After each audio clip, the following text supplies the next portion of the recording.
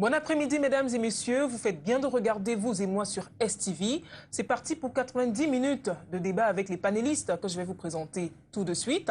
J'ai à ma gauche Maître Bondje, avocat au barreau du Cameroun. Bon après-midi et bienvenue sur ce plateau. Bon après-midi, Audrey. C'est toujours un plaisir de partager des thèmes aussi chauds, des thèmes d'actualité que vous puisez pour qu'on puisse en débattre et qu'on puisse émettre quelques pistes de solutions afin que nul n'en ignore, mais surtout de partager cela avec vos téléspectateurs qui nous suivent et qui sont nombreux à apporter leur contribution. Oui. Parce que, après tout, c'est la vie. Nous voulons tous vivre, mais nous voulons tous bien vivre. Voilà, vous avez parlé de thèmes chauds. Il faut dire que dans cette émission, les thèmes ne sont pas choisis au hasard.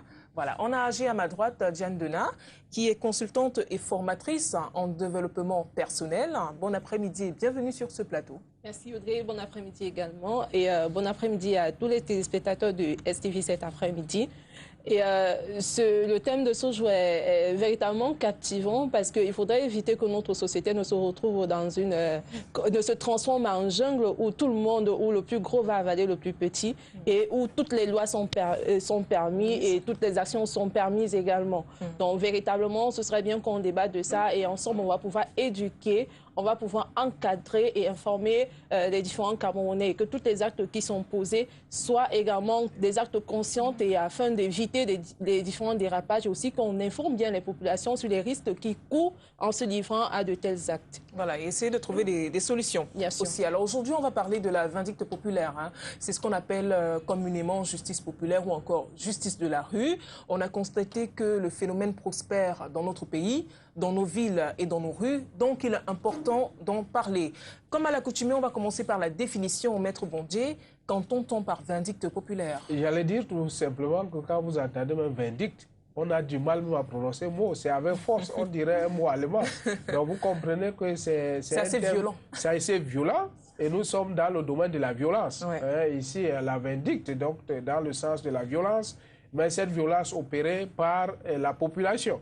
Est-ce qu'elle est cadrée? Non. C'est ce qu'on peut appeler, on a appelé justice populaire, mais c'est à tort parce que la justice en elle-même, rendre justice, ça suppose être juste et équilibré. Vous voyez souvent la balance qui caractérise la justice. On équilibre peut-être avec une faute commise par rapport à la personne qui l'a commise, mais ici, on est en plein dans l'exécution sommaire, sans autre forme de procès, pour avoir soupçonné ou tout simplement écouter que quelqu'un a fait quelque chose, a commis une infraction, il est mis à mort. Et il est mis à mort par un groupe d'individus non identifiés le plus souvent et qui ne cherchent même pas à savoir si c'est le véritable auteur ou pas. L'essentiel, c'est de se venger. On parle même là de la vengeance privée. Chacun se rappelle s'il a perdu quelque chose quelque part ou s'il a vu un voleur, etc., il tombe sur lui et à ce niveau-là, on compte les pertes, on compte ce que cela veut donner. Donc la vindicte populaire, en fait, c'est une justice privée, c'est de la barbarie pure. En fait, on se fait justice, mais il faut savoir, et on y reviendra sûrement, que la justice est réglementée, la justice n'est pas faite par n'importe qui, la justice est institutionnelle, elle est étatique, elle n'est pas privée. Voilà, on va y revenir, on ne va pas trop entrer dans les détails. Alors, quelles sont les causes qui poussent le peuple à se révolter pour en arriver à se faire justice lui-même? Audrey, si tu permets, je vais revenir un tout petit peu sur la notion. Vous voulez revenir sur la définition? Donc, sur la définition, sur la compréhension de ce phénomène de justice populaire, en fait. Je vais revenir dessus pour bien magnifier que la justice, ce type de justice ou bien ce type d'acte est occasionné par une foule. Une foule qui très souvent est non identifiée. Mais ça correspond très exactement à ce qu'on appelle au Cameroun, c'est la psychologie de masse. En fait, c'est un groupe d'individus qui poursuivent un intérêt commun.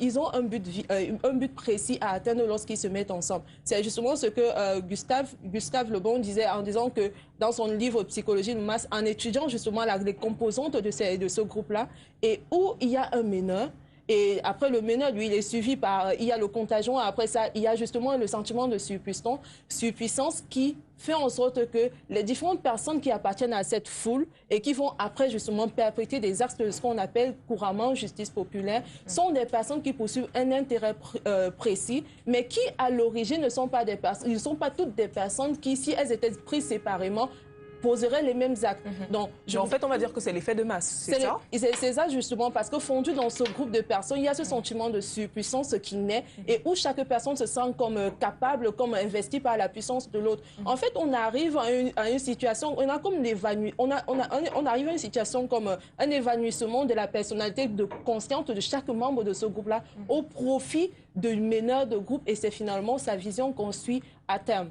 Mais maintenant, pour répondre à ta question sur quelles sont les causes qui poussent les personnes justement à perpétrer de tels actes, il y en a plusieurs. Pourquoi? Parce qu'il y a ce sentiment de vengeance dont Maître a signifié au début de cette émission.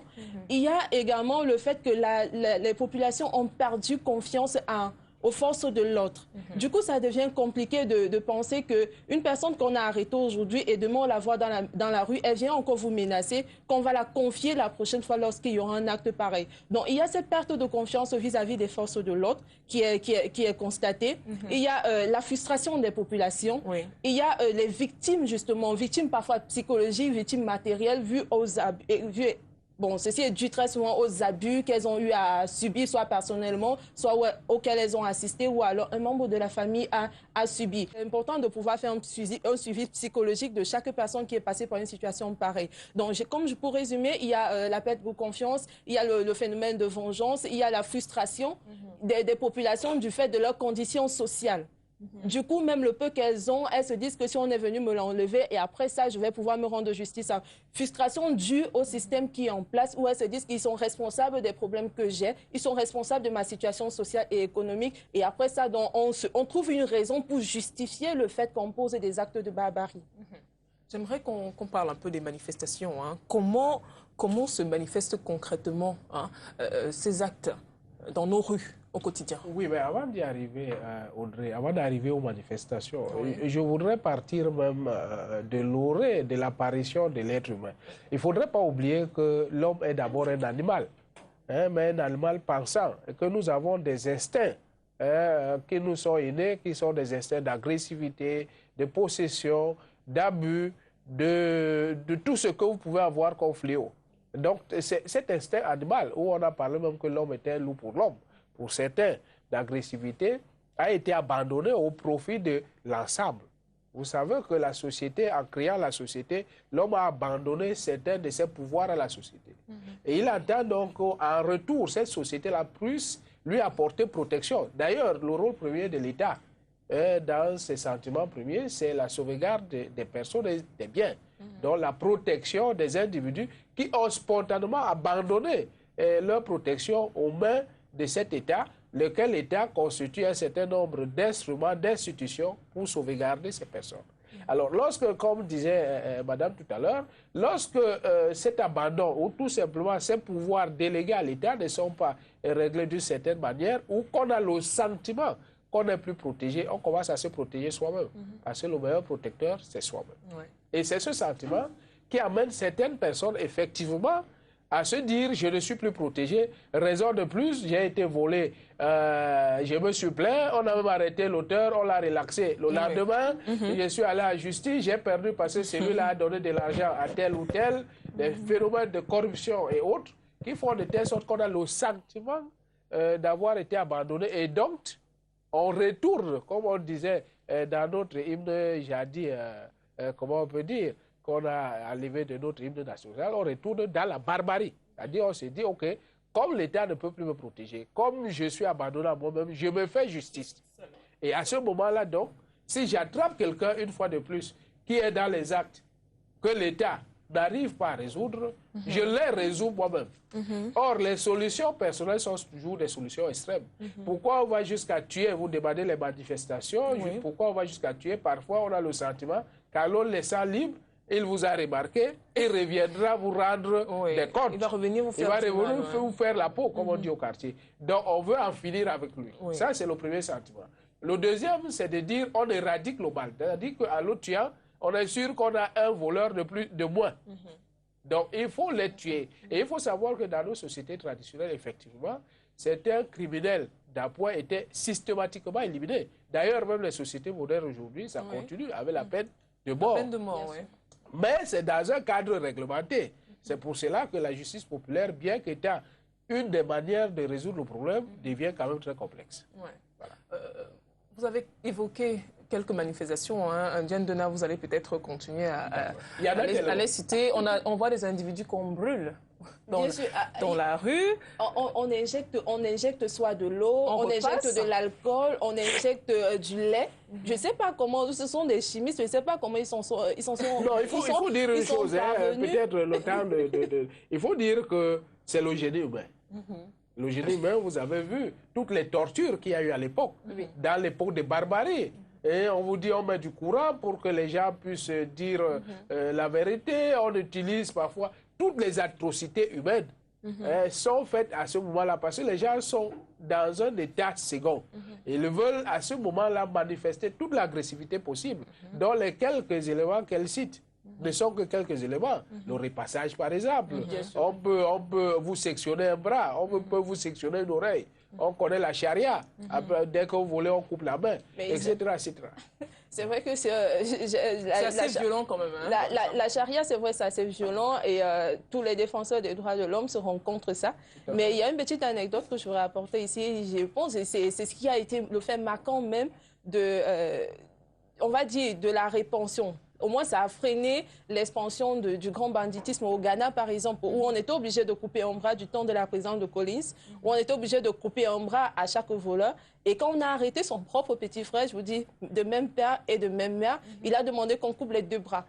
Et maintenant, quand vous voyez, c'est un geste tellement fort, mais quand vous arrivez là-bas, vraiment, on n'est plus dans cet état d'insécurité croissante. En fait, au moins, ça a fait changer ça a fait changer quelque chose, mais en même temps, aucun moment, on ne va pas accepter que, parce qu'on a brûlé un bandit, on a levé un maillon de la chaîne et du coup, la chaîne n'est plus constituée. Non.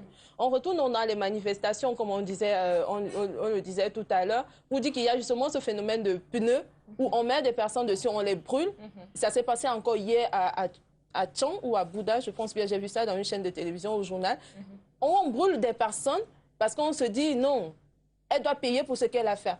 Mais finalement, on brûle une personne, mais ça ne met pas fin au mal. Je voulais donc demander peut-être à toutes ces personnes qui ont l'habitude de brûler les uns et les autres, si depuis qu'elles ont brûlé, si le phénomène... Est-ce que brûler, c'est la solution? Si le banditisme s'est arrêté pour autant, ça ne s'arrêtera pas. Est-ce que le phénomène a diminué? Est-ce que ça sert de leçon aux autres? Non.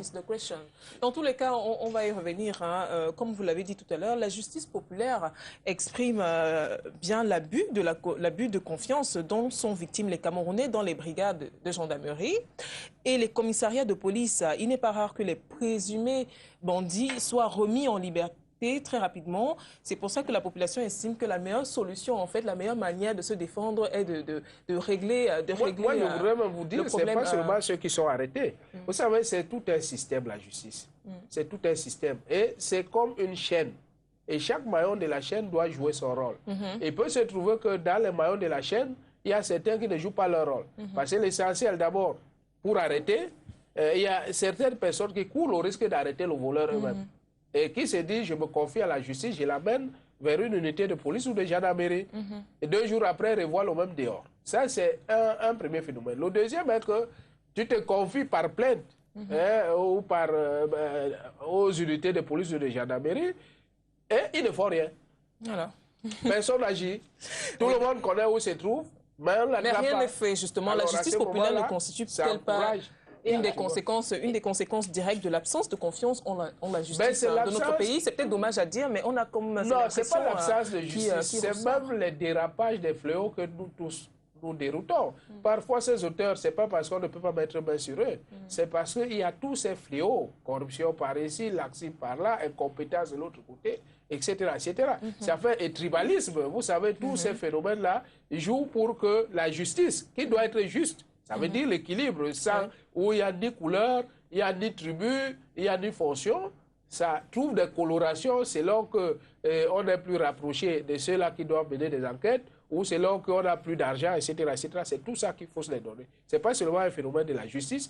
Même nous, les justiciables, participons. Vous qui allez donner de l'argent pour qu'on puisse laisser votre frère qui a commis des gaffes extrêmes, vous participez à fausser la justice. Donc, c'est un phénomène global de société qui permet à ce que, si on veut l'éradiquer, chacun doit se remettre en cause pour laisser fonctionner l'institution judiciaire. La justice populaire ne constitue-t-elle pas une des conséquences directes de l'absence de confiance en la justice? Vous l'avez dit tout à l'heure, Maître Mondjé semble dire le contraire. Bon, ben, je voudrais d'abord suivre sa version. On a un peu de mal à le cerner. Je dis parce que ce que je dis là, même au niveau de la gendarmerie nationale, on le reconnaît. Et c'est pour cette raison, justement, et ça ne date pas d'aujourd'hui, c'est pour cette raison que du temps où Inoni Mefren était encore Premier ministre du Cameroun, il y avait beaucoup plus d'émissions radio et télé qui faisaient justement la sensibilisation afin de redonner confiance aux populations envers leurs autorités. Donc, c'est effectivement cette perte de confiance qui fait en sorte, et c'est causé par quoi? C'est causé par le fait que vous avez un numéro où on vous dit si vous êtes agressé, vous appelez à ce numéro. Si jamais on décroche à ce numéro, parfois on va vous dire non, il n'y a pas de carburant dans le véhicule, est-ce que vous allez nous donner du carburant? Non, on n'a pas assez d'argent pour venir intervenir sur le terrain. Ça pousse donc les personnes à se dire mais qu'est-ce qu'on peut faire dans cette situation-là? En fait, on a abandonné à nous-mêmes et puis défendons-nous tout seuls. Effectivement, dans cette situation-là et autres, qu'est-ce qu'elles vont faire? Elles ont une personne sous la main. Elles vont chercher à se rendre justice à elles-mêmes. Je pense que c'est naturel et c'est logique, ce sentiment d'autodéfense qu'on va développer dans ce cas-là, si les personnes qui sont censées nous protéger et autres ne développent pas des mécanismes de protection. Donc du coup, ce sentiment-là, ça s'enchaîne, ça se répand et c'est davantage développé comme ça, au point où je ne vais pas jouer l'avocat des forces de l'ordre, mais moi, une fois, j'ai été victime d'une tentative d'agression chez moi. Du coup, quand elles étaient encore en train de forcer le portail, on a appelé et elles sont venues. Mais comprenez bien qu'une personne qui est déçue, c'est une personne qui va parler à 10 autres personnes au moins. 10 autres personnes vont parler à 100 et c'est comme ça que ça va se répandre. Moi, chez moi, on avait intervenu. Mais maintenant, je suis une personne et je vais parler à 2 autres personnes. Le phénomène de négativité qu'elles auront laissé dans l'esprit de plusieurs autres personnes sera plus grand et pourra donc étouffer même le petit travail efficace qu'elles font sur le terrain. Mais moi, je vais vous surprendre, Audrey, parce que là, nous sommes dans les autorités judiciaires, notamment les OPJ, la justice, mais il n'y a pas que la justice dans ce phénomène. Vous savez, lorsque dans un quartier, il n'y a pas de lumière, ça encourage des crimes, y compris des verdicts populaires. Et quand vous parlez de ces policiers et ces gendarmes qui font quelque part des efforts considérables, il faut le reconnaître, ils ne sont pas nombreux. Vous savez, pour une population, par exemple, prenons que Douala, si vous allez regarder dans les chiffres, ils ne sont pas nombreux. Ceux-là qui sont chargés de contrôler, de veiller. Donc quand on les appelle parfois, encore qu'il y a des appels, qui sont des appels factices. Les gens s'amusent. Et là, ça pose le problème. On ne va pas prendre ça comme excuse. Hein, non, ça pose le problème d'éducation de la masse. En sachant qu'aujourd'hui, vous faites le simulacre. Vous savez, quand vous faites le simulacre chez vous de maladie, le jour où vous serez vraiment malade, les gens auront toujours l'impression que vous jouez. C'est un peu facile de dire ça quand même, non? Oui, je veux dire qu'il y a un certain nombre d'éléments qui concourent dans l'ensemble à ce genre de phénomène. Il y a de la pauvreté. Vous savez, le vol, l'expansion, l'explosion du vol, parce que la vindicte populaire est beaucoup plus concentrée sur les phénomènes de vol.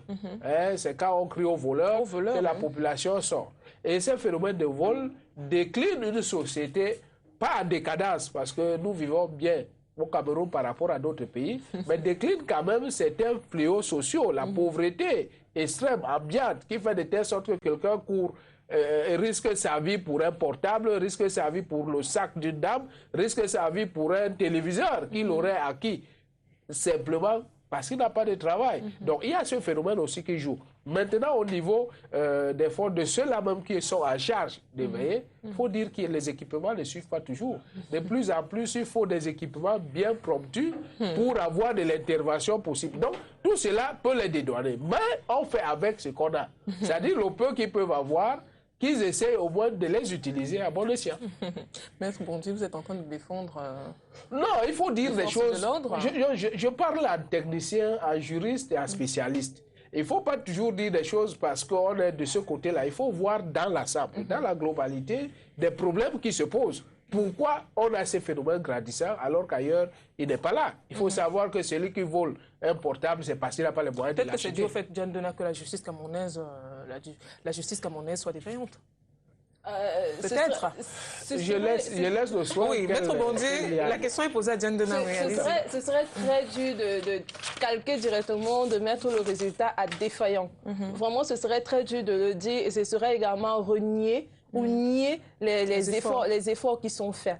Donc, du coup, on ne va pas dire que c'est défaillant, on va dire qu'il y a beaucoup d'efforts à faire on prend dans le sens positif de dire que ce qui est fait, ce n'est pas suffisant.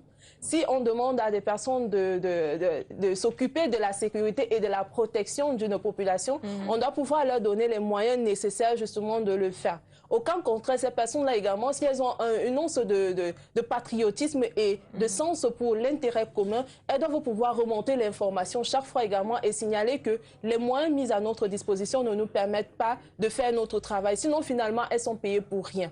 Parce qu'elles assurent des services de nuit et elles sont là pour veiller sur les populations. Mais s'il s'agit juste d'aller se coucher dans leur poste et de dormir là-bas en attendant le téléphone sonne, pour qu'on ne se déplace pas parce qu'on n'a pas de carburant, parce qu'il n'y a pas de véhicule disponible, parce qu'il n'y a pas d'agent important pour descendre sur le terrain, finalement, ça ne sert à rien qu'elles restent là, quitte à ce qu'elles rentrent chez elles et dormir sur leur lit avec leur épouse, que de veiller là-bas et finalement pour ne pas faire ce pourquoi elles sont payées. Donc finalement, dans cette chaîne-là, on se dit, il y a beaucoup d'efforts à faire. Je vous ai donné un cas, par exemple, sur le mien, où on avait appelé, ils sont venus, ils ont dit c'est quelle zone on a indiqué, ils ont dit non, il y a des agents à côté, ils sont en train d'arriver parce qu'on nous a déjà appelé.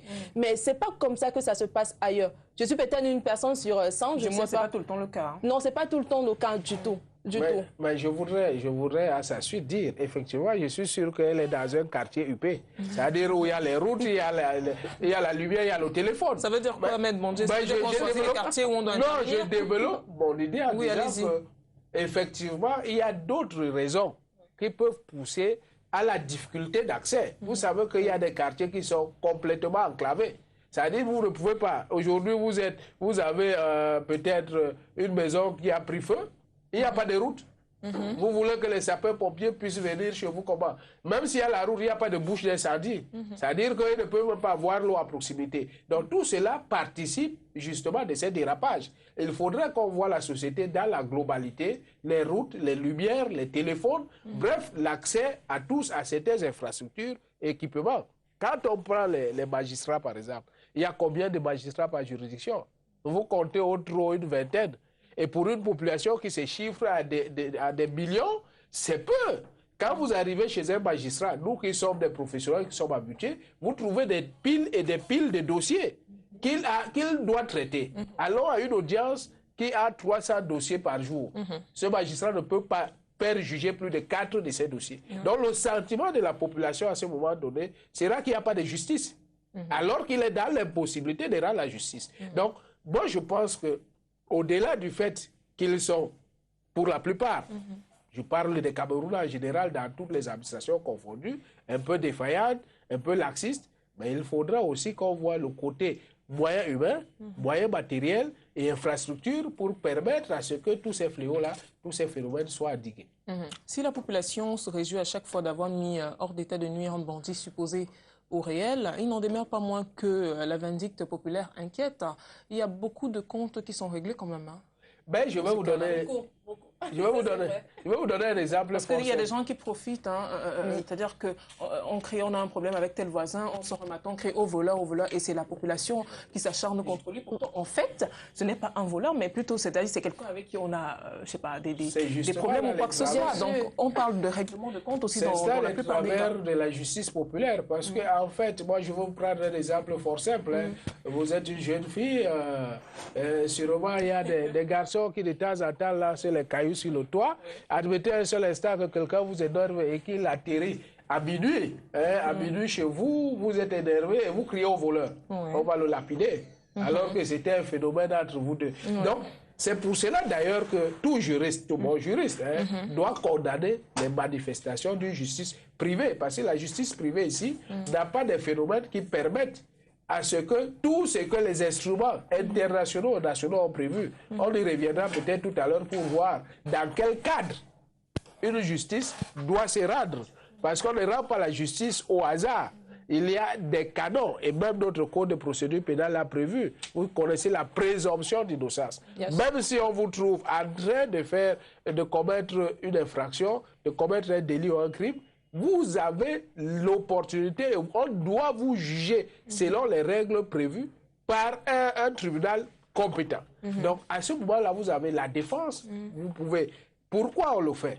Si vous permettez que j'épilogue là-dessus, c'est parce que parfois, celui que vous croyez être l'auteur ne peut être qu'un bras séculier. On peut vous envoyer, par exemple, voler chez madame. Mais si vous éliminez celui qui a volé, vous n'avez pas éliminé celui qui conçoit le vol. Et à ce moment-là, ce n'est que devant un tribunal régulier qu'on se rend compte de tout ce qui s'est passé. Et même admettons qu'on arrête quelqu'un parce qu'on a crié au voleur, on l'amène devant les autorités judiciaires. Au cours des débats libres, il dira que non, j'étais chez Audrey parce que je voulais dire tel ou tel mot avant d'aller dormir. Donc on trouvera que c'est une affaire de passion, ce n'est pas une affaire de vol. Et ce que vous dites, maître, est tellement vrai. Et la semaine dernière, encore me raconter une anecdote. Il y a une jeune fille qui avait, qui avait un compagnon et elle a surpris le compagnon avec une autre personne. Elle est restée dehors, elle a attendu effectivement. Le matin, quand elle est revenue, elle est arrivée au marché, quand il essayait de lui expliquer ce qui se passe, elle s'est mise à crier au voleur. En fait, elle avait jeté son téléphone exprès dans le sac de ce jeune homme. Donc, elle s'est mise à crier au voleur, il a même mon portable. Et effectivement, on a retrouvé son portable, mais on l'a tabassé vraiment copieusement. C'est quand certaines personnes un peu sensées l'ont amené au commissariat qu'on dit que non, mais vous avez des échanges et on s'est rendu donc compte que non, ces deux personnes-là se connaissaient. Donc, ce phénomène de vengeance-là est tellement développé et beaucoup de femmes, justement, beaucoup de jeunes filles planifient effectivement à dire si mon compagnon me déçoit et autres, je vais me venger contre lui, ou alors des femmes qui sont victimes, par exemple, de torture à la maison, qui sont victimes des violences physiques par leur conjoint, elles se vengent justement de cette personne-là en créant cette situation de justice populaire dans un lieu public, sachant qu'il va effectivement récolter ou ressentir la peine qu'elle-même, elle ressent tous les jours quand il porte des coups physiques sur elle. Donc, pour parler de cette justice populaire, donc, il y a plusieurs de ces causes et plusieurs causes plutôt qui sont manifestes comme ça et plusieurs raisons qui motivent les auteurs à poser de tels actes. À la suite même de ce qu'elle est en train de dire, il y a même un phénomène encore plus grave. C'est-à-dire que le véritable voleur vous indique celui qui n'a pas volé. Vous savez, quand il y a la masse quelque part, il y a un événement qui est arrivé, le sentiment d'un être humain, dans la réflexe, c'est de fuir. Or, quand vous prenez la fuite, on a le sentiment que c'est vous, le voleur. Donc, le voleur lui-même peut se cacher, parce que généralement, c'est déjà préparé. Non seulement il ne crie pas, il ne pleure pas, il ne s'embrouille pas. Vous criez au voleur, il se cache derrière un poteau. Mais ceux qui voient les gens à courir, parfois quelqu'un dans la masse, il se met aussi à courir parce qu'il ne sait pas ce qui est arrivé. Peut-être c'est un cataclysme qui arrive, ou peut-être c'est, comment on peut appeler ça, un tremblement de terre. Dans la panique, dans la peur, on prend dans la panique, il prend. Et vous qui êtes là, vous dites, oui, c'est le voleur lui-même parfois qui indique que le voilà qui court là. Donc vous vous mettez derrière quelqu'un qui panique, vous le retrouvez, vous brûlez, alors que le véritable bandit n'a même pas été inquiété. Et le plus souvent, c'est lui qui donne le coup de grâce. Parce qu'il ne faut pas que ce monsieur-là vive. S'il vit, il risque de le trahir. Donc, c'est un phénomène, à notre sens, qui est un phénomène hautement dangereux. Oui, c'est quand même dangereux. Mais bon, la vindicte populaire interdite par la loi camerounaise, c'est bien ça? On ne peut même pas y revendiquer. Non seulement c'est interdit, c'est condamné. Voilà. Alors, dans le code de procédure pénale, dans son article 30 alinéa 4, il est précisé qu'aucune atteinte ne doit être portée à l'intégrité physique ou morale de la personne appréhendée, que ce soit par un officier de police judiciaire, que ce soit par un particulier dans le cas du flagrant délit où la foule poursuit un individu. C'est bien ça? Oui, mais là, vous entrez dans la justice institutionnelle, où il y a un certain nombre de mécanismes prévus dans cette justice. On vous dit, vous qui avez la charge, surtout on parle ici de flagrant délit. Le flagrant délit, c'est quoi? C'est qu'une infraction vient de se commettre ou que vous êtes poursuivi par la clameur publique. Et à ce moment-là, on doit vous appréhender. La nouveauté de ce code de procédure pénale, c'est qu'aujourd'hui, le code de procédure pénale permet à tout individu, y compris nous tous, de pouvoir appréhender un infracteur. C'est-à-dire que quelqu'un qui a commis un délit. Si vous trouvez quelqu'un en train de voler, si vous trouvez, le code vous autorise à l'arrêter et à le conduire aux instances habilitées à poursuivre. Seulement, ce que le code dit, et c'est ce que vous faites bien de relever, que vous soyez OPJ, que vous soyez magistrat, parce que même les magistrats peuvent demander, lorsqu'ils vivent, qu'on arrête, que vous soyez un individu, ce que le code dit, c'est que vous ne devez pas faire des actes qui puissent nuire à l'intégrité physique de l'individu. Par exemple, un policier qui vous trouve en train de voler et qui prend son arme et tire sur vous, il sera poursuivi. Un individu, au lieu de vous rattraper facilement, vous casse les bras, il sera poursuivi. En fait, il faut le remettre à la loi, c'est ça? Oui, non, pas remettre à la loi. Il faut agir dans le sens où... Du moins aux autorités compétentes. Où celui qui est arrêté Il faut connaître la philosophie qui a guidé ce code de procédure pénale. Cette philosophie voudrait que, même dans le cas des arrestations, de toutes les procédures, que vous soyez traité avec toute humanité. C'est-à-dire que c'est un homme que vous avez arrêté, ce n'est pas un animal. Oui, mais Maître Bondier, il faut dire que nous sommes tous humains. Hein. Oui. C'est difficile, on est tous humains, donc c'est difficile de se maîtriser lorsqu'on est face à un bandit. On vient d'être victime de vol, on met la main sur l'auteur. Oui. Et comment demander à une personne de se maîtriser? C'est difficile quand même. Non, justement, c'est là où on apprécie si vous-même, vous n'êtes pas un agresseur. C'est-à-dire que vous venez de mettre main à ne pas confondre avec la légitime défense. Ça veut dire que quoi, si quelqu'un vient voler chez vous, commet une infraction, et il est dans une possibilité de vous faire mal, vous utilisez aussi les moyens pour le neutraliser. Ça doit être proportionnel. Et c'est comme on dit, quelqu'un ne peut pas vous gifler, vous le tuez. C'est quand même... Oui, c'est pas proportionnel. Et si quelqu'un, par exemple, vous attrapez un voleur, qui sera, comme on dit dans l'armée, quelqu'un qui dit je ne suis plus là-dedans, vous prenez un couteau et vous coupez un bras ou une oreille. Attends, disons quand même que ce n'est plus l'arrestation, c'est une vengeance privée. Si ce n'est pas le bandit ou le voleur lui-même qui tire sur vous, ou vous découpe. Hein. Ah oui, si parce qu'il faut dire qu'aujourd'hui, il ne faut plus de cadeaux. Là, à ce moment-là, Audrey, nous sommes dans la légitime défense. Lorsqu'ils se rendent dans des domiciles, ils ne se limitent plus à voler, comme on dit. Ils ne se limitent plus à voler, ils repassent. On assiste à des viols. Ils tuent même. Oui, donc peut-être que la population se dit autant mieux, enfin la personne qui est victime de vol se dit autant mieux finir, si j'ai la possibilité de finir avec lui avant que lui ne me tue. Oui, si vous êtes en légitime défense. Mais la légitime défense a des conditions pour être appréciée. On parle justement de proportionnalité de défense à l'attaque. Quelqu'un vient avec un couteau, vous devez aussi vous prévenir pour éviter le couteau. Si par exemple vous trouvez, une femme trouve son mari, pour prendre ce cas-là en flagrant délit, qu'elle prend le couteau, on comprendra que passionnément, elle a fait, elle était en légitime défense. Mais vous ne pouvez pas, pour quelqu'un qui vient peut-être voler main nue, vous prenez votre arme, parce que certains sont armés, et vous tirez sur lui. Vous n'êtes pas en légitime défense. Donc il y a un problème de proportionnalité entre l'attaque et la défense, qu'il faut maîtriser, sinon vous serez poursuivi et condamné pour ce que vous avez fait. D'accord. Alors, celui qui se rend coupable d'une atteinte à l'intégrité physique d'une personne, dans le cadre de la justice populaire, peut être poursuivi? Bien sûr. Ben, il faut dire que nul n'est au-dessus de la loi. Personne. Personne. Dans un état de droit, quels que soient les titres, je ne les citerai pas, vous connaissez tous les grands titres que vous avez chez vous là. Quels que soient les titres que vous avez, dans un état de droit, nul n'est au-dessus. Nul n'est au-dessus. Et donc, le plus souvent dans la vindicte populaire, c'est l'intégrité physique qui est visée.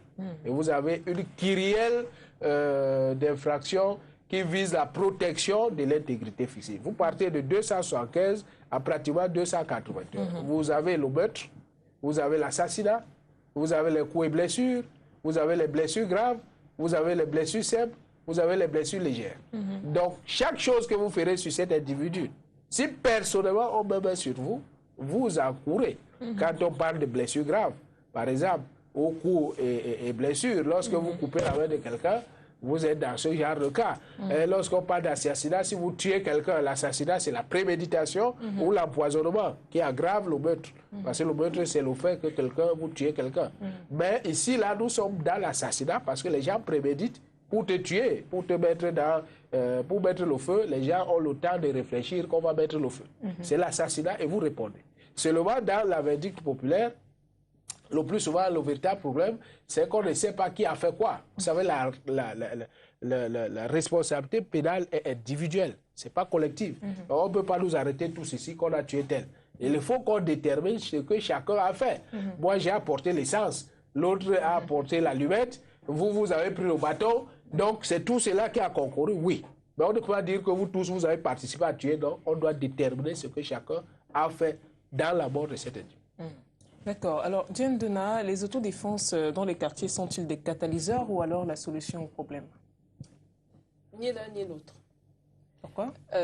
Simplement pour la raison que ces autodéfenses, où est-ce qu'on recrute les personnes qui font partie des autodéfenses? Très souvent, ce sont des chômeurs dans les quartiers, ceux qui n'ont rien à faire. Et du coup, ils fonctionnent comme des parfaits commerçants. On se trouve au meilleur payeur. Donc, les coups parfois perpétrés dans les quartiers sont justement faits avec la complicité de ces autodéfenses-là.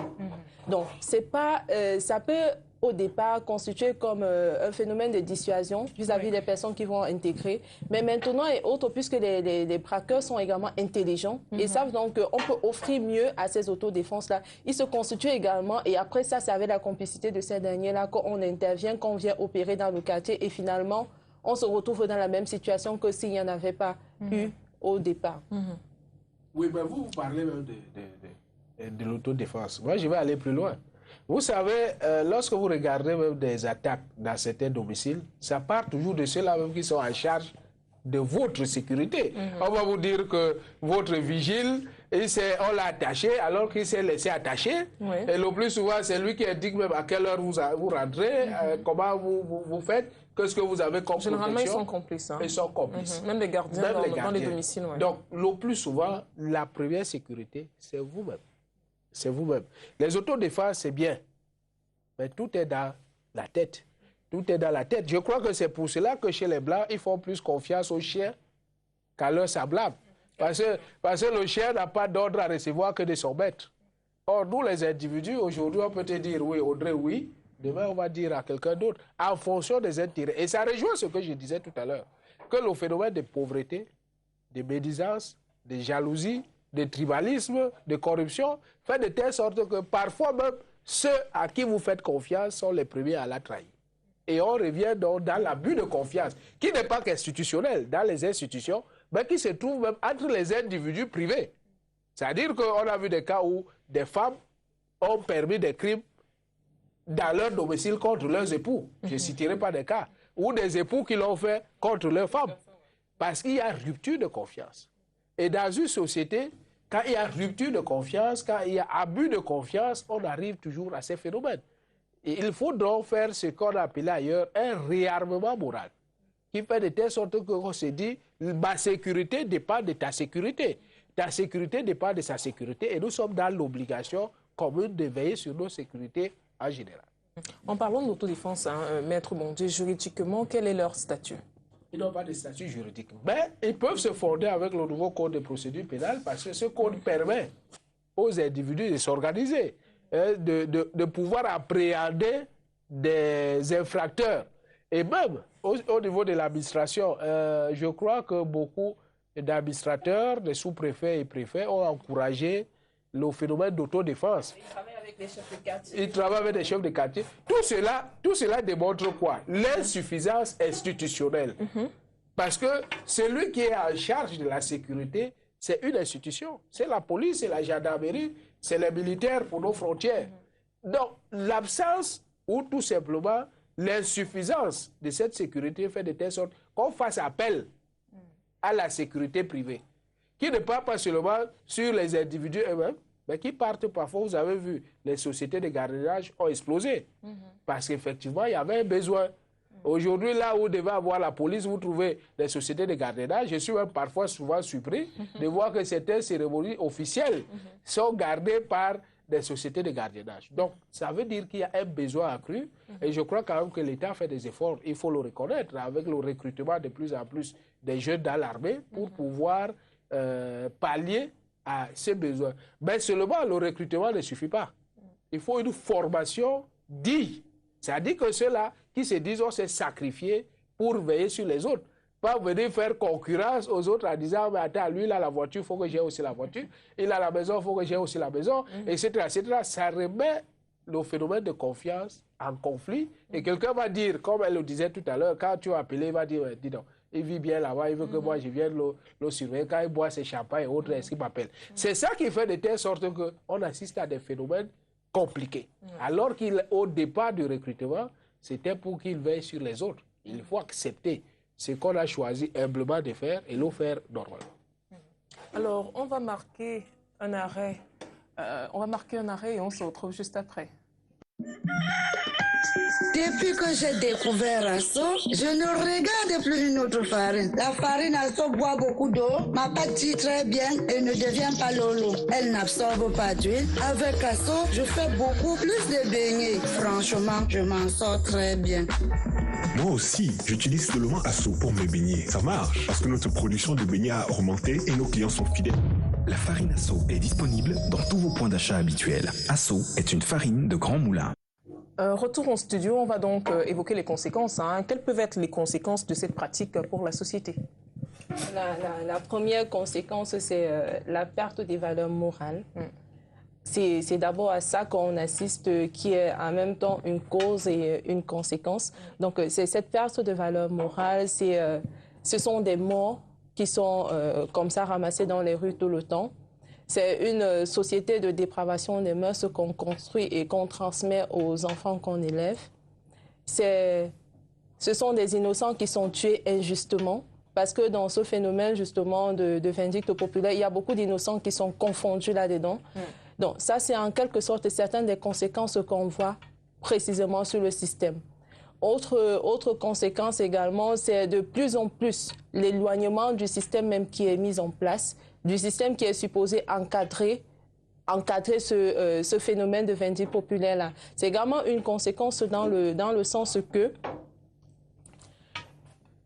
c'est comme si les mauvais employés, on va le dire, ceux qui sont supposés encadrer la population, les mauvais employés vont transmettre comme par virus leur mauvais comportement à d'autres personnes qui viendront, d'autres jeunes policiers qu'on recrute actuellement, et leur dire le sens du service à la nation, le sens de la protection de l'intérêt commun n'est plus si important que ça, parce que ta vie, tu es jeune, tu as ta famille à construire, et du coup, on arrive également au fait que des mauvaises habitudes sont retransmises, et finalement, on va arriver à une chaîne où finalement, ce sera difficile de rompre la chaîne, ce sera difficile de s'arrêter un moment pour faire un stop. Si on laisse les choses aller comme ça va maintenant, de faire un stop et de se dire actuellement, trouvons des solutions et allons-y. Parce que maintenant, on est dans une situation comme des démissions. Du coup, ça devient difficile à gérer. Maître Bondier, des conséquences pour la société? Mais moi, je pense qu'elle a donné un thème qui me semble être d'importance. C'est le recul des valeurs. C'est le retour à la justice primitive, à la barbarie, à l'existence du loup. De l'homme qui est un loup pour l'homme. C'est le retour à un désordre organisé. C'est-à-dire qu'on fait une négation de tout le développement que nous avons fait en arrivant, aujourd'hui nous sommes sur ce qu'on a appelé le cadre des droits de l'homme. C'est-à-dire que l'homme est au centre de tout, mais quand on se retrouve dans ce genre de cas, on nie. C'est la négation même de la valeur humaine. Et à ce moment-là, on bat en brèche tout ce qui est instruments internationaux, droits de l'homme, charte africaine des droits de l'homme, et même notre constitution qui reconnaît quand même des valeurs, pas quand même, qui reconnaît toutes les valeurs inhérentes à la personne humaine, qui ne doit être sanctionnée que dans le cadre des lois prévues et dans des institutions bien réglementées. Donc on bat tout cela en brèche et on se retrouve donc, comme on disait dans notre deuxième couplet qu'on a aujourd'hui banni, à la barbarie. On disait qu'autrefois nous étions à la barbarie, mais à ce moment-là, on doit l'ajouter dans notre constitution en disant aujourd'hui nous retournons dans la barbarie. Non, je crois que ces conséquences-là, au-delà de ça, il y a d'autres conséquences qui, à ma foi, sont encore très gravissimes. C'est-à-dire qu'on incrustre aux jeunes qui viennent voir. Imaginez un seul instant que votre enfant vienne regarder un homme qui est en train d'être brûlé.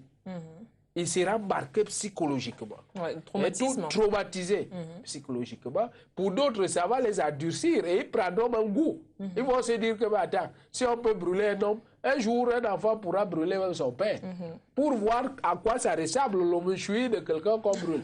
Donc, vous voyez, tout cela a des phénomènes extrêmement gravissimes dans la conscience sociale. Et ensuite, ça donne un autre sentiment. On n'a plus besoin de la justice étatique. On fait la justice soi-même. Ma femme m'énerve, je la fais cuire dans ma chambre. Et donc, c'est terminé. Mon enfant on serait dans une société, en fait, où tout le monde peut faire où tout le monde, où chacun peut faire n'importe quoi. Un commissaire va vous parler, vous allez dire, fous le camp. Un commandant vient vous dire, toi, tu me sers à quoi, etc. Et la justice va devenir cette histoire-là où et ça devient une société de désordre. Et on entre donc dans une société de force. Où les plus forts vont manger les plus faibles. Et ici, entendez pas plus fort, pas ceux qui ont trop de muscles. On a vu David vaincre Goliath. C'est-à-dire les plus rusés, les plus malins vont employer ces phénomènes pour éliminer leurs concurrents. Maître Bonji, c'est un brillant avocat, il m'énerve. Je vais crier au voleur quand il viendra voir une petite au quartier. On va finir avec lui. Donc vous comprenez que sur le plan des conséquences, c'est extrêmement grave. On a le sentiment d'avoir rendu une justice, mais on n'est pas à l'abri de la justice qu'on a rendue. Parce que soi-même, on peut être victime dans une autre structure. Et comme je disais pour les plus faibles, tout à l'heure, on a pris un exemple de ceux qui ne s'arriment pas. Dès qu'il y a un phénomène, ils se mettent à courir. Et on a un autre phénomène aujourd'hui de plus grave, que vous savez tous, les AVC. C'est-à-dire qu'il y a des gens qui ne supportent pas. D'autres, au vu d'un homme qui est brûlé, il va tomber. On n'a qu'à ne pas voir. Bon, si on sait qu'on est sensible. Non, vous pouvez arriver. Moi, je suis arrivé. Je vais vous dire, c'est des phénomènes qu'on n'aime pas voir. Moi, personnellement, je n'aime pas voir un être humain en difficulté.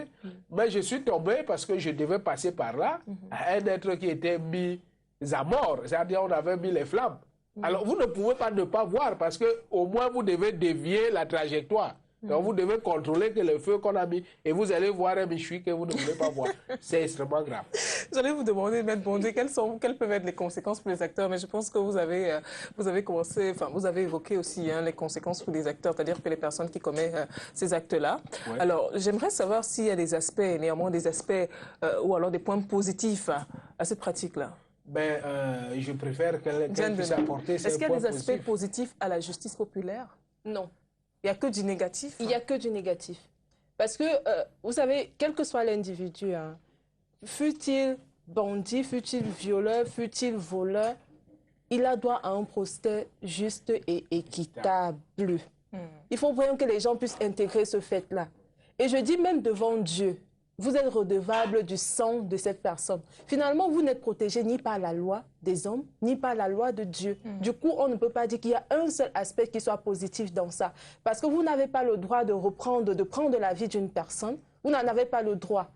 La justice vous dit, nous sommes là, nous allons juger. Même Dieu vous dit, à moi la vengeance, à moi la rétribution. Venez à moi et je vous rends justice. Mais maintenant, si vous choisissez de faire ce qui va contenter votre émotion présente, parce qu'il faut bien le dire, c'est juste pour contenter le sentiment qu'on ressent, la colère qu'on ressent, la haine qu'on ressent vis-à-vis de ce qu'on a eu à subir, de ce qu'on a eu à voir.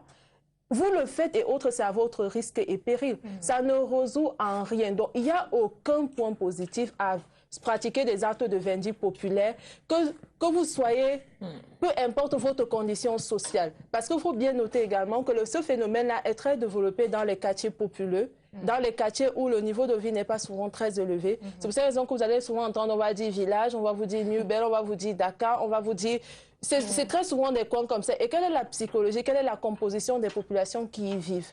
C'est justement une conséquence de leur niveau même d'instruction. C'est un problème d'éducation? Oui, c'est un problème également d'éducation, parce que tout part de là. Tout n'est que éducation au départ. Ce que nous faisons par la suite, c'est en fonction des valeurs qu'on nous a inculquées, c'est en fonction de l'éducation que nous avons reçue. Donc après ça, c'est un problème d'éducation également. C'est pour cette raison que c'est très développé là-bas. Aussi, dans la composition justement des personnes qui se livrent à ces pratiques de vindicte populaire, il faut bien noter qu'on a beaucoup de repris de justice. Il faut bien le noter. Parce qu'à Douala particulièrement, où même la gendarmerie nationale reconnaît que c'est trop développé ce phénomène-là, il faut bien noter que dans le groupe de personnes qui constituent justement la foule qui se livre à la vindicte populaire, il y a beaucoup de benskina. Et quelle est la ville à Douala où il y a trop de benskina? C'est Douala. Et parmi ces benskina, oui, la ville au Cameroun, voilà. Au Cameroun, il y a beaucoup de benskina, c'est Douala. Et parmi ces benskina-là, il y a beaucoup de repris de justice. Vous n'allez pas rencontrer un chef de famille qui va se livrer à de telles pratiques parce qu'il a un sentiment un peu plus de responsabilité. Très souvent, ce n'est pas très répandu pour les chefs de famille. Mais vous allez voir, ce sont très souvent des jeunes de 18 à 35 ans qui sont là-dedans. C'est la raison pour laquelle on peut assister justement à des conséquences... Toutes les tranches d'âge, parce que j'ai déjà assisté à ce spectacle-là et on retrouve... Je parle pour les benskina. En fait, non, je parle ici de la catégorie des benskina, en fait. Donnant leur âge, là, c'est ça que je dis, de 18 à 35 ans. Je termine. Oui, elle va terminer d'abord, Maître Bonji.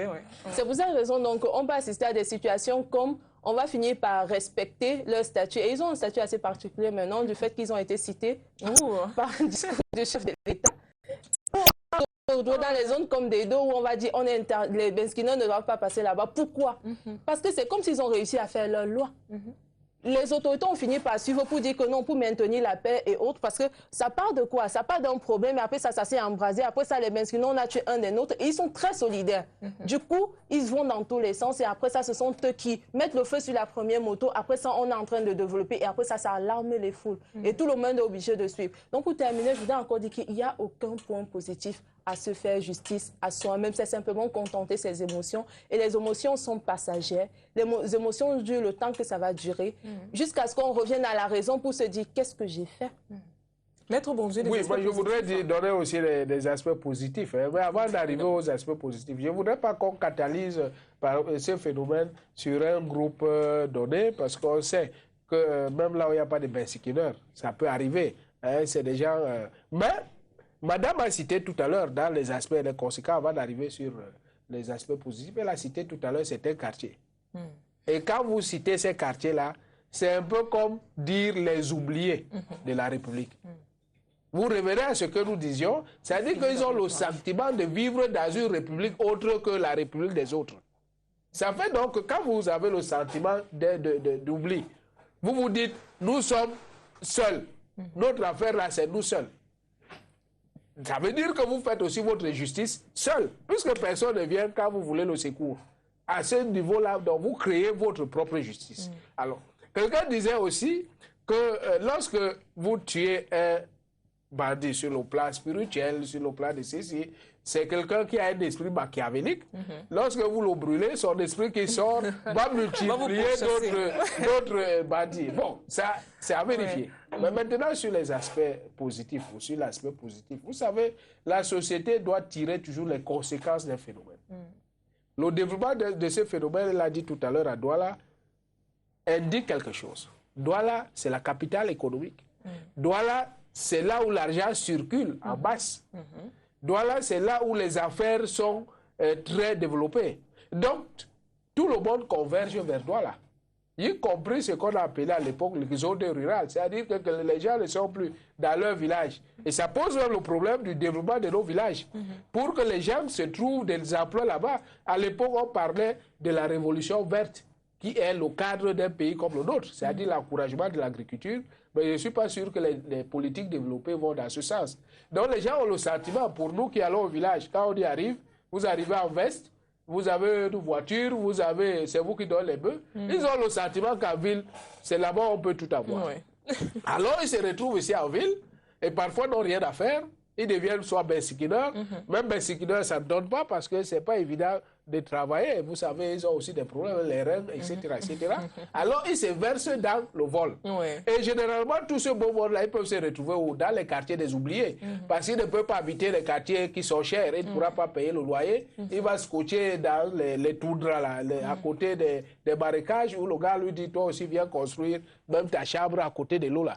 Alors, quand il sort le matin, le premier sentiment, c'est de vivre. Et cette vie l'amène à faire quoi? S'il ne peut pas l'avoir par son travail, à voler, à tuer, et parfois il est pris dans ce fait-là. L'aspect positif que je voudrais dire, c'est quoi? C'est d'amener la société intelligente, les intellectuels, à réfléchir sur comment parer au phénomène qui crée ces phénomènes. C'est un aspect positif. Ça veut dire que quoi? On a constaté qu'à Douala, par exemple, il y a trop de justice populaire. Ça veut dire qu'il y a quelque chose qui ne va pas. Et il faut que les gens, ceux qui ont appris à l'école, il ne faut pas seulement rester dans les bureaux climatisés et essayer de facturer les dossiers, de regarder comment on va au séminaire en Europe, etc., et de grignoter le peu de moyens qu'on met dans d'autres fonds publics, d'autres trésors publics. Ben, c'est de réfléchir aussi sur des phénomènes qui peuvent faire disparaître toute une société. Comment faire pour que ça disparaisse? C'est un aspect positif et à ce moment, ça donne du travail aux autres. Un autre aspect positif, c'est que quand même, ça décourage. Même si ça ne décourage pas tout le monde, ça décourage. C'est-à-dire que s'il y avait passé quelques verdicts populaires, je vous assure, certains quartiers seraient impénétrables. Il n'y a pas ce phénomène seulement au Cameroun. Hein. Vous avez en Europe, à l'époque, j'avais suivi Sarkozy, qui était ministre de l'Intérieur, avait ciblé certains quartiers où c'était imprénable, où le crime organisé était quelque chose d'excellent. Et nos quartiers on dit populaire, qui n'ont ni lumière, ni route, ni hôpital, ni école. Il faudrait qu'on pense à les viabiliser parce que la ville n'est pas adaptée à tout le monde. Ceux qui ne peuvent pas s'adapter à la ville, qu'on leur trouve des situations dans l'arrière-pays, mais en leur donnant du travail pour qu'ils vivent décemment parce que c'est des hommes. Vous dites que ça décourage, vous avez le sentiment que ça va diminuer. Dans tous les cas, on va revenir. On va d'abord prendre le Vox Pop. Nous sommes allés dans la rue poser la question. Nous sommes allés poser la question à l'homme de la rue sur le thème qui nous réunit ici cet après-midi. Regardez cet élément et on se retrouve juste après. Quand on voit les situations dans lesquelles les autorités eux-mêmes nous foutent, pour moi c'est insupportable. Ce sont eux-mêmes qui encouragent ces criminels à continuer les actions qui mènent vis-à-vis de la population. Ce sont eux. Puisque quand on les attrape, parfois ils sont abattus jusqu'à presque à mourir. Les forces de l'ordre viennent les sauver. Et quand ils sont ramenés, quand ils sont pris, ils ne sont pas directement ramenés en prison. On les envoie faire des soins, dans les soins médicaux. On prend soin d'eux. Quand la femme revient, on les met en prison. Peut-être peut-être pendant 1 mois, 2 mois, on les relâche. Quand on les relâche, ils reviennent avec l'esprit de la vengeance en eux. À ce qui concerne déjà le voleur, quand il entre à la maison et que tu ne t'attends pas, il est prêt à te finir. De ce côté, on ne peut pas apprécier.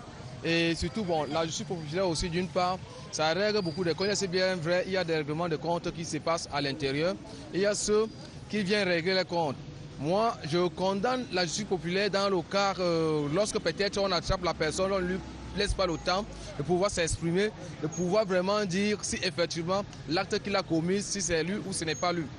Bon, d'une part, je supporte aussi la justice populaire parce que, comme je vous le dis, quand le voleur entre dedans, dès qu'il entre dedans, il fait mal. Soit il viole les enfants, il viole la femme, il viole tout le monde. Il est même prêt à vous abattre. Donc, quelque part, c'est embarrassant. C'est pas facile de trancher. Donc, s'il faut respecter le code pénal, ce que là, je dis, je suis contre la justice populaire. Mais s'il ne faut pas respecter le code pénal, là, je suis pour la justice populaire. Je suis contre. Parce que quand on arrête un bandit, on ne sait pas s'il a volé ou peut-être c'est un ennemi qui est doigté, qu'il a volé, on ne sait pas. Il faut qu'on cherche d'abord à savoir si c'est vrai qu'il a volé. Par rapport à la justice populaire, j'ai vu on a eu à tuer les gens qui ne sont pas coupables. Parce qu'on s'est commis justice nous-mêmes. Je suis pour et contre la justice populaire. Surtout parce qu'il y a des gens qu'on les tue pour rien. Parce qu'il n'y a pas de plaignant. Parce qu'il faut qu'il y ait un plaignant pour que la justice puisse suivre. S'il n'y a pas de plaignant, bon, chacun fait comme il veut. C'est tout. Ok, merci madame. Oui, quand tu vois un voleur, non? Tu te rappelles, le voleur là, il est même plus que le feu. C'est-à-dire qu'il a ramassé ton dernier espoir là. Hein? Non, même s'il a volé les guiches chez mon voisin, je le tape. Mais est-ce que je laisse le voleur là pour qu'il aille encore voler encore chez l'autre voisin là? Non, le voleur là. Mais là, ça veut dire que c'est une graine qu'on a arrachée, non? C'est-à-dire que le mauvais arbre là, non? Allez hop, je coupe. Une fois, ça n'existe plus. C'est comme ça. Si c'est pour l'autre là, ne te dérange pas. Je suis populaire là, moi-même. Là. Non, nous sommes dans un pays de droit, donc on n'a pas le droit de faire du mal ou de faire quoi que ce soit à quelqu'un. Il faut laisser la justice faire son travail. Chacun doit faire son devoir, ok? La justice doit faire son travail, c'est-à-dire si un bandit est trouvé dans un quartier, on l'envoie à la police, on le juge normalement, ça se doit, et puis on le condamne. Mais aller à le tuer, nous n'avons pas le droit de tuer. Même dans la Bible, c'est dit on ne doit pas tuer. On n'a pas le droit de tuer, on doit arrêter les bandits et s'arranger à ce que la police fasse son travail, tout simplement. En tout cas, nous les Beskinais en général, moi personnellement, la justice populaire n'est pas du tout appréciable, mais ça dépend comment les gens commettent leurs actes. Bon, ça dépend comment les autres réagissent aussi, mais en réalité, ce n'est pas une bonne chose. C'est ce que je pense. Le voleur m'a pris, il m'a giflé pour prendre mon portable avant de partir. Ça dit quand je le vois là, je ne peux pas le laisser. Il m'a giflé, je suis tombé à Brazzaville comme ça là. Je dis que ouais, le voleur non, ça dit quand je le prends maintenant là, non, j'enlève même tes testicules là, j'enlève ça, je pars avec. Je suis contre. Parce qu'il y a parfois la justice populaire n'agit pas comme ça se doit. Parce qu'ils agissent parfois très mal. Et parfois, ils agissent aussi très bien. Hein? Voilà, donc c'est à cause de ça que je suis contre quand même de la justice populaire. Parce qu'ils ne laissent pas le temps de s'exprimer, la personne, le victime. Oui, on ne lui donne pas le temps de s'exprimer. Parce qu'au moins, même dans la Bible, on doit quand même laisser quelqu'un s'exprimer avant d'agir. Parce que Dieu a mis les juges, les magistrats, et tout ça, c'est pour qu'ils doivent juger. C'est pour qu'ils doivent connaître comment juger la personne qui est devant toi. Ce n'est pas nous qui devons juger. Parce que nous tous, nous sommes des mauvais. Il n'y a personne qui va dire qu'il est bon dans ce pays. Oui, il n'y a que ça. Voilà, les avis divergent sur la question. Maître Bondieu, vous avez la parole. Vous avez dit que ça décourage, la vindicte populaire décourage les autres présumés, enfin les autres voleurs. Vous voulez dire. Ça décourage quand même les novices. Vous avez le sentiment que ça a diminué depuis le temps, depuis qu'on brûle, qu'on tue ces bandits dans les quartiers. Vous avez le sentiment que le phénomène a diminué? Moi, j'ai le sentiment que par rapport à l'évolution de la masse de la population, vous savez, lorsque il y a 10 ans, 20 ans, Douala n'était pas aussi cosmopolite aujourd'hui.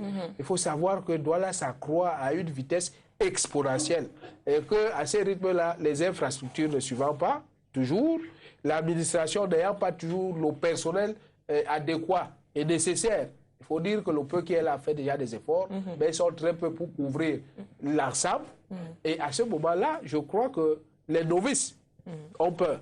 Mais ceux qui nous sortent parfois de l'université de Youbel, ils se disent que c'est l'autre, c'est le bout. Comme ils disent chez eux, c'est le bout qui s'est fait avoir. Et nous, on ne fera pas parce que nous sommes des professionnels du métier. Mais pour ne pas rester à cet aspect positif, je dirais quand même que ce n'est pas une bonne chose cette vindicte.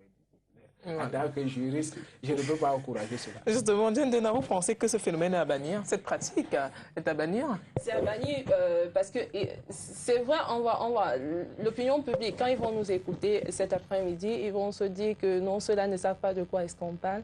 Au moins, ça a résolu un problème ponctuel. Mais si c'est juste pour résoudre un problème ponctuel et après ça pour multiplier et créer un autre trop gros problème, finalement, ça ne sert à rien de pratiquer de tels actes. On connaît des quartiers à Douala comme Brazzaville, par exemple, je me rappelle en 2005, où lorsque tu passais avec ton portable, il va te dire « donne-moi ton portable ».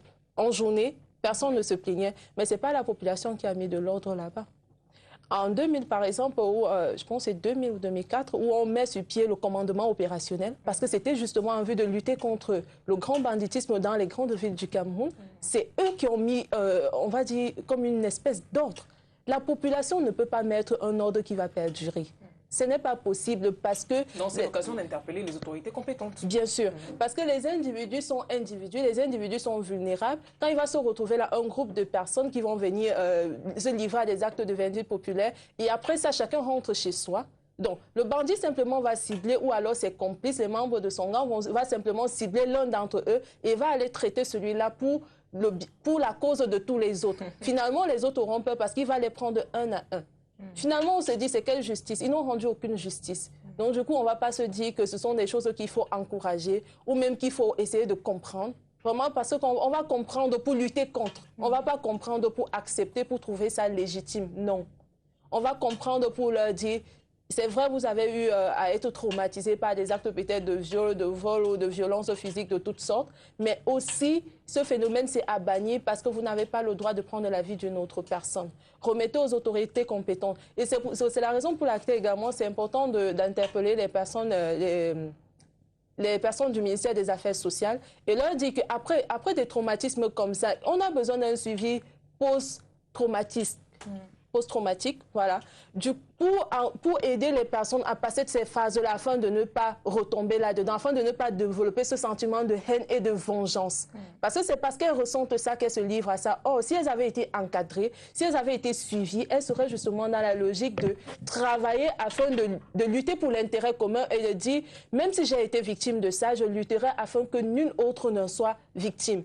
Mais si moi j'ai été victime de ça et que je trouve que personne n'a rien fait pour moi, je vais me déployer comme je peux pour me défendre. De toutes les façons, façon, je suis abandonnée à mon propre sort. Donc c'est pour cette raison que c'est important de comprendre que ce phénomène, on doit véritablement le bannir avec la dernière énergie, mais aussi que toutes les autorités qui interviennent là, commençant par la police, commençant par les affaires, enchaînant par les affaires sociales, arrivant à la justice et autres, comprendre qu'ils ont tous une responsabilité dans ce phénomène de justice populaire. Et du coup, si ça perdure ou bien si ça continue à se répandre, c'est de la faute de chacune de ces personnes. Voilà. Je suppose que vous êtes du même avis que Diane Dela, c'est un phénomène à bannir. C'est un phénomène à bannir d'autant plus, et moi je vais insister sur cet aspect, d'autant plus que c'est punissable. Parce que les gens ont le sentiment qu'une fois qu'on a terminé son forfait, on va dormir chez soi. Et c'est parce que justement, l'autre second volet que j'ai évoqué tantôt, c'est parce que nos autorités sont débordées, parfois par le travail. Parce qu'après la verdict populaire, on doit rechercher les auteurs de cette verdict populaire. On ne veut pas savoir si c'était un voleur ou pas. Mais généralement, la foule est nombreuse, hein, maître. C'est quand même oui, mais la foule, la foule est nombreuse. Mais si les recherches sont bien faites, on va retrouver tout au moins ceux qui ont porté le coup fatal. On peut retrouver celui qui a apporté l'essence.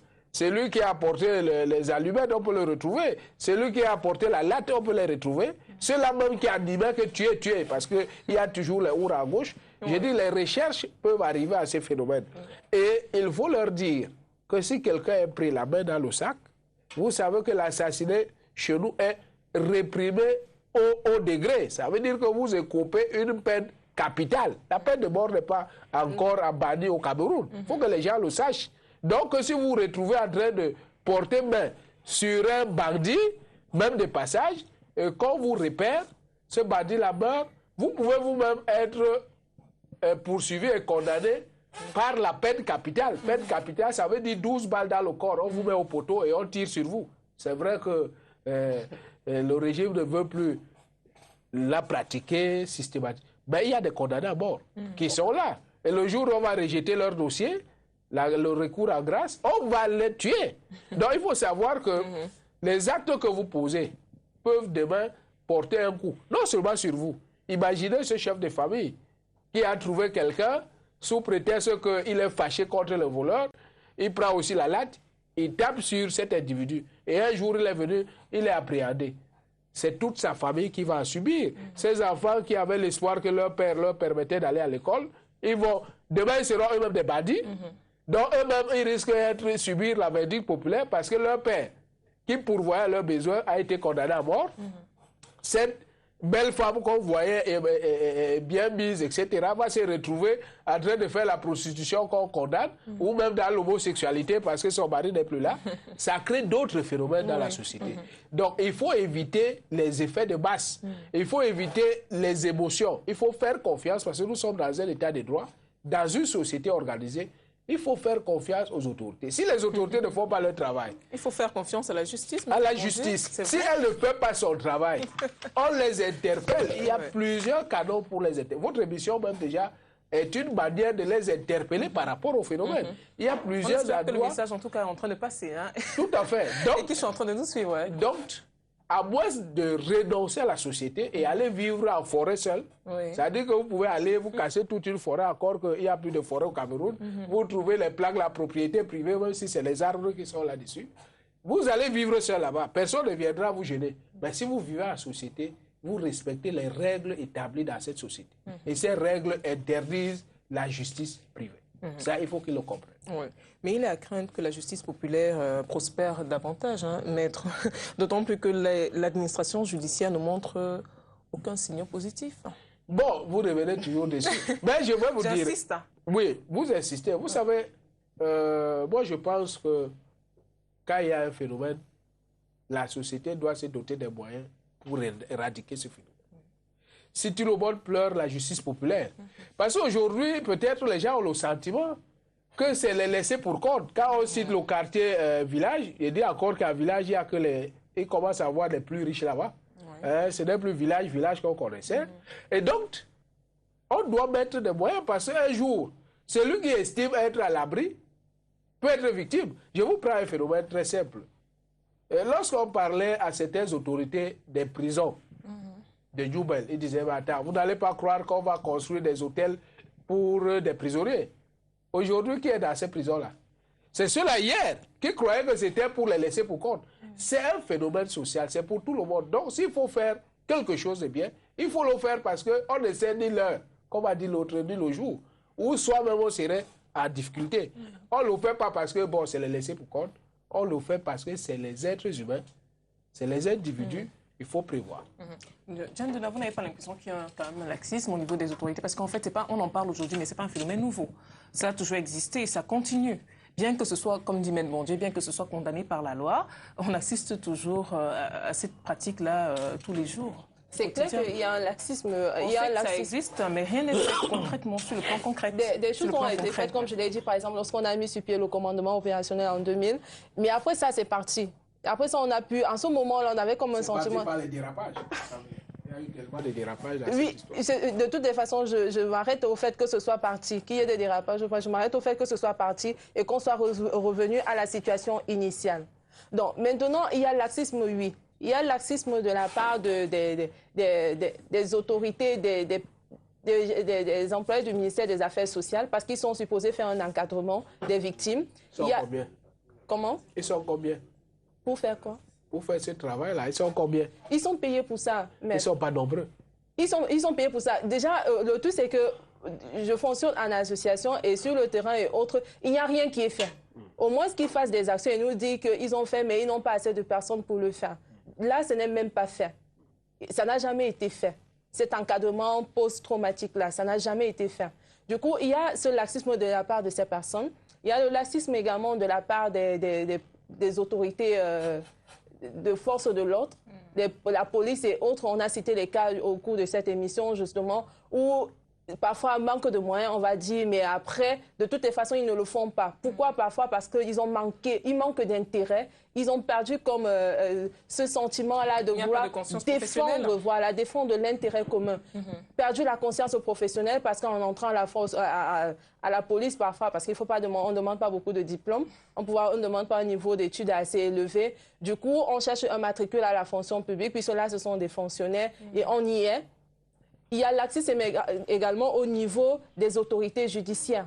Maître l'a dit tout à l'heure en disant que magistrat, il a tellement de dossiers à défendre. Donc finalement, on se rend compte qu'il y a laxisme à tous les niveaux. Et on finit par croire que finalement, l'action, c'est au niveau des populations.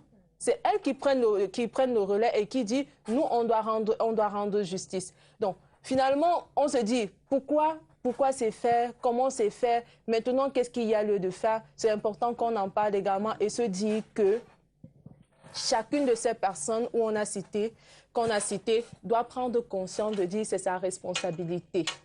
C'est sa responsabilité. Chacun doit pouvoir intervenir à son niveau parce qu'on est dans une société où chacun a sa pièce de puzzle à poser afin de construire un édifice social stable et durable, justement. Stable et durable, afin justement que les personnes qui vont venir, parce que qu'on se dise que si on est procureur aujourd'hui ou bien si on est policier, cette insécurité-là, on a des enfants.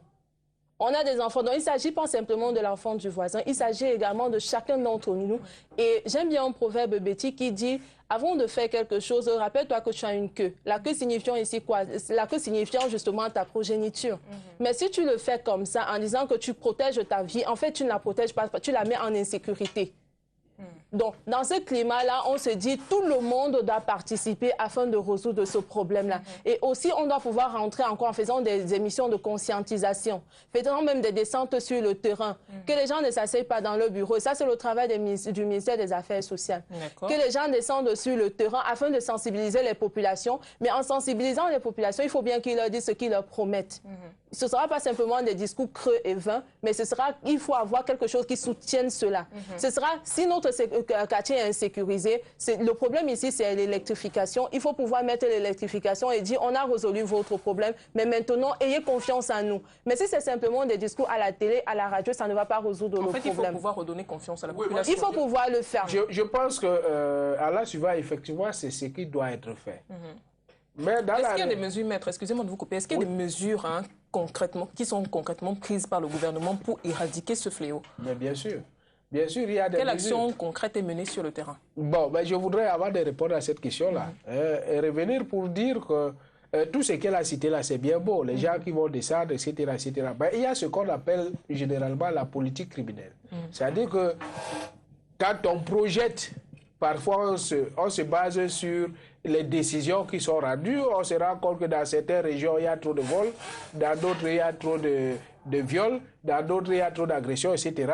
Et à partir de ce constat global qui doit être fait tous les ans, des chiffres donnés par l'existentiel, on adapte des solutions. C'est pour ça que j'ai dit tout à l'heure que pour arriver à ce qu'elle dit, qui est l'idéal, c'est-à-dire que chacun fasse son travail, il faut qu'il y ait tout un travail des meneurs, de ceux-là qui sont en charge de réfléchir. Et j'ai dit, et c'est là où je mets toujours le point, sur les intellectuels. C'est-à-dire qu'il faut disséquer les diplômés et les vrais intellectuels. Vous savez, Platon disait que ceux qui doivent gérer la cité ou diriger, c'est ceux qui ont vu la lumière. Dans le mythe de la caverne, c'est-à-dire que vous êtes tous dans l'obscurité. Lorsque vous sortez, vous voyez la lumière. Revenez au moins aider ceux qui sont dans l'obscurité à voir aussi la lumière. Nos intellectuels, pour la majeure, je le dis, ont échoué. Parce qu'on est dans la vision d'un pouvoir personnel, d'un développement personnel, d'une avancée personnelle. On oublie qu'on a été formé par la société. C'est-à-dire que nous qui sommes là aujourd'hui, avocats, magistrats, elle a parlé d'autres personnes, médecins, etc. Nous sommes l'émanation d'une société parce que beaucoup de personnes ont concouru pour qu'on soit ce que nous sommes. En retour, nous avons un devoir d'éclairer cette société, chacun dans le domaine qui le concerne, pour éradiquer les maux pour lesquels nous avons été formés.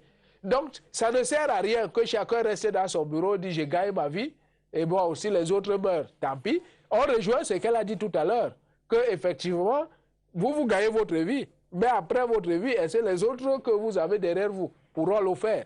Donc, il faut mettre des cadres, des institutions fortes. Est-ce qu'il y a des solutions? La première solution, c'est qu'il y ait des institutions fortes qui puissent éradiquer un mal pareil. Le fait de venir spontanément, et c'est ce qu'on fait d'habitude, quand on entend qu'il y a un verdict populaire quelque part, immédiatement les policiers ou les gendarmes arrivent, et parfois ils viennent à 3 ou 4, ils sont débordés même par la population, ils peuvent réussir comme ils peuvent échouer. Non, il faudrait qu'on mette une police de proximité, qu'on mette une gendarmerie de proximité, qu'on ait autant de procureurs, qu'on ait autant de magistrats capables de descendre sur le terrain comme on voit ailleurs. S'il y a un truc, le magistrat descend, il fait les enquêtes, etc. Mais ceux qu'on a n'ont pas ce temps parce qu'ils n'ont pas les moyens requis. Voilà. Quelles sont les actions menées concrètement par le gouvernement? Vous avez dit qu'il y a des actions qui sont menées sur le plan concret par le gouvernement. Oui, mais bon, quand on voit, nous sommes quand même, je ne dirais pas un jeune État parce qu'on a plus de 50 ans, mais je dirais que dans les républiques bananières, on fait quand même des efforts. Il y a 20, 30 ans, il n'y avait pas les commissariats comme on en connaît aujourd'hui. Les efforts, c'est cette expansion d'implanter quand même ces unités de police et de gendarmerie un peu partout. On voit quand même quelques petits efforts pour avoir quelques petites routes. Bon, même si c'est carrossé, mais je crois qu'il y a beaucoup à faire. C'est ce phénomène d'approximation qui nous tue au Cameroun, parce qu'on va voir ça avec les marchés qui bougent chaque jour. Et après ça, on dit qu'on a quand même fait ceci, on a quand même fait cela. C'est toujours le quand même. Non, mais moi, je pense que même quand on demande trop, il ne faut pas nier qu'il y a quelques efforts qui sont faits. Il y a quelques efforts, mais c'est insuffisant par rapport à la démographie, par rapport à l'évolution, surtout de nos centres urbains. Ce qui est fait est petit. Mais il faut aussi voir que nos enveloppes ne sont pas si lourdement chargées qu'on le pense. Déjà que le peu d'enveloppes qu'on a là est disséqué en deux parce que beaucoup part dans les détournements, etc. Le peu qui reste là, chacun lorgne aussi ne peut pas découper là pour aller à l'étranger, etc. Donc on n'a pas suffisamment les moyens. On doit veiller sur le peu qu'on a. Alors, on a les moyens, les moyens sont mal utilisés, les moyens sont distraits. C'est plutôt ce que vous voulez dire. Si les moyens sont utilisés pour aller en Europe, vous voyez donc que c'est un phénomène global. On va dire que les moyens sont mal utilisés, en fait. On se concentre sur des choses qui ne sont pas vraiment utiles. C'est un phénomène global. Sur cette question-là, j'ai recherché partout, même au niveau de la gendarmerie, les statistiques pour dire quel est le nombre de morts ou bien quel est le nombre de cas où on assiste à une vindicte populaire au Cameroun. Il n'y en a pas. Or, quand on veut lutter contre un fléau, on commence d'abord par faire l'étude de ce fléau. Tout commence par là. On fait les statistiques afin justement de voir quels sont les moyens qui seront mis sur pied afin de résoudre ce problème-là, ce qui n'est pas fait. Finalement, ce serait difficile de faire comprendre à une population que non, il y a quelque chose qui est fait. Parce que les efforts peuvent être faits, mais il faudrait que, comme toute solution, que la solution soit comprise par les populations vers qui l'information est destinée. Si c'est simplement pour construire des commissariats et autres, les populations, puis ce sont elles qui sont autrices de ces actes de vindicte populaire, elles ne comprendront pas ce langage-là. Par contre, si on adopte un langage qu'elles pourront comprendre, parce qu'on a cité encore le type de population qui se livre à ces actes-là, si elles peuvent comprendre le langage que le gouvernement leur donne, elles seront donc à même de comprendre effectivement et de dire non, il y a quelque chose qui est fait et que même si ce n'est pas maintenant que c'est mis sur pied, demain ça pourra marcher parce qu'au moins il y a des actions qui sont mises sur pied et qui vont agir sur le moyen terme tout au moins. Donc, c'est important donc, de pouvoir dire, Maître Bondier, d'adopter un langage que ces populations vont comprendre. Ouais. Si on adopte tout ce langage de rester dans nos bureaux, développer des stratégies qu'elles ne comprennent pas, ça ne servira à rien. Mais aller discuter avec elles sur le terrain, comme on le fait pour toutes les associations, et leur dire, voici, nous avons constaté ceci. Tous les quartiers ont des regroupements, des blocs, des associations, des regroupements dans les quartiers. Donc, c'est important de regrouper ces personnes, aller dans leurs réunions pour dire, nous avons constaté ceci, nous avons constaté cela, partager la vision qui est mise sur pied afin de résoudre ce problème-là avec elles. Au moins, la première chose qui va se passer, c'est qu'elles vont adhérer. Parce que tant que la population n'adhère pas, il n'y aura pas de solution. Je vous dis, toutes les solutions qui sont plaquées de l'extérieur, c'est toujours réfuté par l'être humain parce qu'il est comme ça. Il n'aime pas être obligé à faire quelque chose. Et c'est Rousseau qui disait justement quoi? Obéissance à une loi que je me suis fixée moi-même, c'est liberté. Donc, si on vient vers ces populations, on leur dit, nous avons constaté ce problème de justice populaire et nous pensons que ce n'est pas bien parce que vous tuez vos frères, vous tuez vos sœurs. Maintenant, asseyons-nous ensemble et réfléchissons comment est-ce que nous allons mettre sur pied une solution. Je vais vous raconter encore une anecdote là-dessus pour vous dire comment est-ce que c'est tellement important que les populations puissent adhérer au projet de lutte contre le banditisme, de lutte contre le vol dès le départ. Il y a une association sœur qui a développé un projet, par exemple, dans le nord du Cameroun. Ça n'a rien à voir avec le banditisme, mais je vais vous expliquer pourquoi. Ils ont développé un projet pour construire des puits dans ce village-là, au nord du Cameroun. Ils sont allés, ils ont construit des puits, mais ils se sont rendus compte que les populations continuaient toujours à faire 8 km pour aller puiser de l'eau. Ils n'ont pas compris, mais nous avons identifié le problème qui est il y a absence d'eau dans ce village, nous devons construire des puits. Mais ils n'avaient pas étudié le fait que c'est après, quand ils ont fait une étude, vous voyez, l'action a été posée, mais l'étude a été faite après. Quand ils ont fait donc l'étude, maintenant, ils se sont rendus compte que non, en fait, dans ce village-là, les maisons, c'était une pièce. Du coup, quand les parents envoyaient les enfants, c'était pour l'occasion pour eux d'avoir un petit moment d'intimité quand ils ne sont pas là. Donc, en fait, ils avaient résolu le problème qu'ils avaient pensé, mais ils n'avaient pas résolu le problème de cette population-là. En fait, ils avaient fait des choses pour eux-mêmes et non pour la population. Voilà. Et c'est pour cette raison donc, que même toutes les solutions qui seront prises, ça doit être des solutions qui doivent être faites avec l'adhésion au départ, encore je le dis. Ça ne doit pas se faire en chemin, avec l'adhésion au départ de la population, afin qu'elle puisse justement faire partie prenante de ce projet. Je voudrais chuter avec votre expérience là pour dire que ce qui m'a toujours étonné au Cameroun, c'est de ne pas voir l'une des missions fondamentales de l'université être exercée. L'université, au-delà des enseignements, au-delà des recherches, ils ont une mission fondamentale, le développement. Et à ce titre, je ne suis pas trop académicien ou trop, je ne suis pas dans le milieu, mais j'ai l'impression qu'on ne met pas trop l'accent. J'aimerais voir, par exemple, un troisième cycle dont le thème porterait sur la vindicte populaire, les causes, les conséquences, les remèdes. Parce que je me dis une chose, comme vous le dites, les gens croient dans leur petite tête, comme nous autres.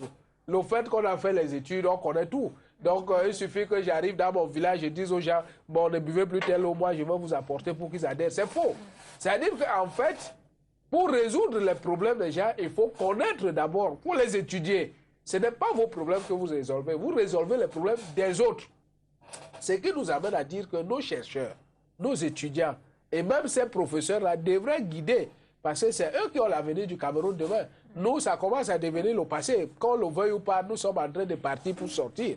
Or, ces jeunes qui sont encore aujourd'hui aux études, qui vivent ces phénomènes dont on parle, la vindicte populaire, ont intérêt à ce qu'ils étudient même ça à l'école, pour voir dans quelle mesure éradiquer un phénomène qui peut à la longue peut ne pas leur permettre de vivre normalement.